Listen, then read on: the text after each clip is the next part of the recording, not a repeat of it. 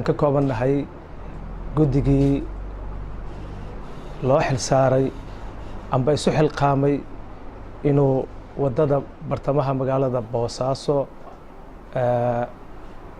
laga soo bilaabo Masjid Rashiid ilaa Masjid Huda oo ah 2 kiiloomitir in lagu wareejiyo fayskii koobaad lacagtii loogu talagalay mashruuca Ceel Daahir lacagtaasoo noqonaysa fayska koobaad 122 kun.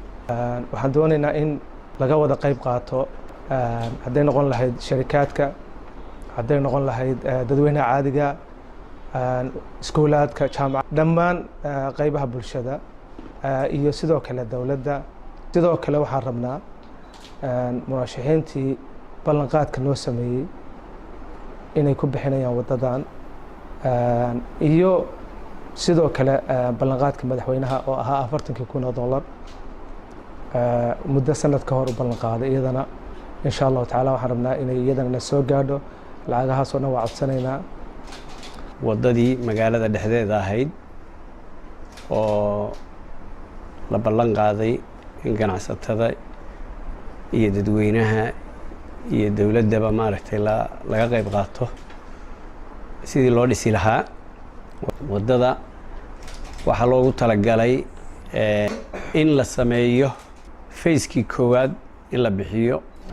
maanta waxaanu isugu nimid annagoo ah 2 gruuboo guddiga Ceel Daahir oo mashruucaas shacbiga waday iyo guddigii magaalada Boosaaso waddooyinkii laga shaqayn lahaa isu xilqaamay culummo iyo ganacsato iyo shaqadaasu muddo dadweynuhu waxayna weydiinayeen goormaa la bilaabaya qolada farsamaduna muddaan waxaanu ka daba wareeganayna inaanu qiimaha ugu badan iyo qalabka ugu fiican raadino annagoo aan qandaraasin oo qiimo qandaraas aan ku bixin baan waxaa la go-aansaday in shirkadda shacbiga oo Ceel Daahir tayadeeda iyo aqoonteeda iyo qalabkeedaba in horta shaqada ay qabato.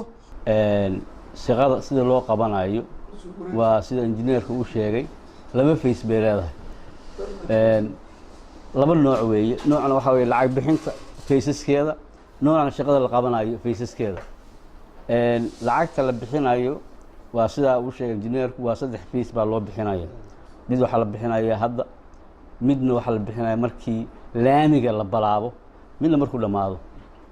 waxa ku dhex jira fays kale oo buuxinta dariiqa ah.